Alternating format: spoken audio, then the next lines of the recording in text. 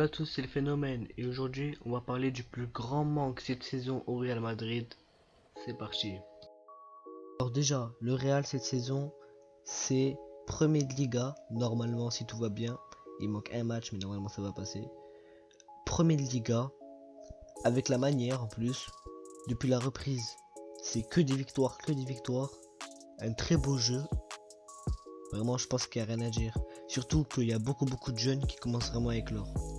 Alors que faut pas oublier que la saison dernière, c'était une saison blanche, ils avaient rien fait, ils avaient pas gagné la Liga, ils avaient pas gagné avec des champions, ils avaient rien du tout. Pour moi, cette saison, le Real a un effectif en or. Mais il y a un problème. Un poste où vraiment il manque. Et c'est le poste que Ronaldo a laissé en plan. Oui, maintenant, au Real, il manque un buteur, il manque un finisseur, il manque un renard des surfaces, il manque un animal, un mec qui va aller et qui va marquer, qui va penser qu'au stade. Alors vous pourrez me dire, oui mais Benzema, cette saison c'est 18 buts, il joue bien le rôle de buteur, il marque énormément, oui d'accord, mais Benzema c'est pas son rôle, tu peux pas le faire jouer un rôle où il n'est pas le meilleur, parce que Benzema il est bien meilleur dans le rôle de donner des ballons et de aider un joueur qui est meilleur que lui. Il jouait comme ça avec Ronaldo, il lui donnait des ballons, il aidait Ronaldo. Ronaldo sans Benzema, il n'aurait pas eu la carrière qu'il a eu au Real, je pense. Même s'il aurait quand même fait, je pense, une grosse carrière au Real.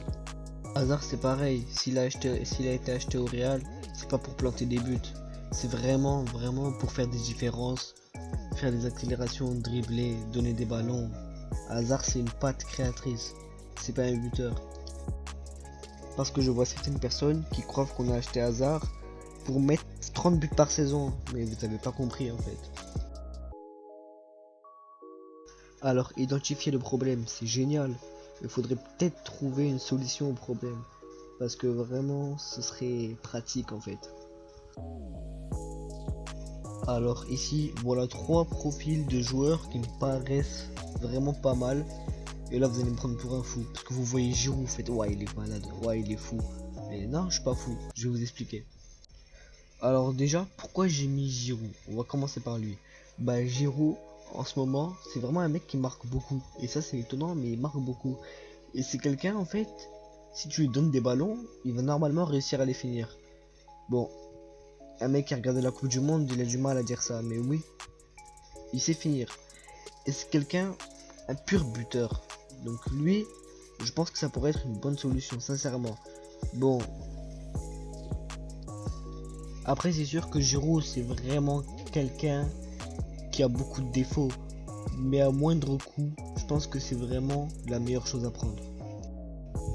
Donc en deuxième, Lautaro. Donc Lautaro Martinez. Bon, je pense pas que j'ai besoin de trop de vous expliquer le profil du joueur. Hein. Un mec qui marque, un vrai buteur. Et voilà, courtisé par le Barça et par beaucoup d'autres par d'autres équipes. L'Inter Milan n'est pas prêt de le brader, alors il va falloir mettre l'argent si jamais ils le veulent. Et Mbappé c'est le joueur que le Real veut, ils s'en cachent pas, ils le veulent vraiment.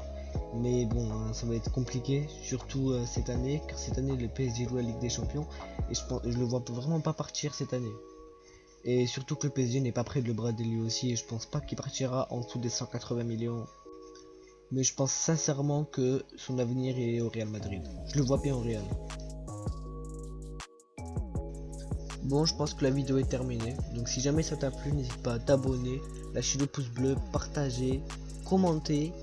Et je te dis bye bye amigo.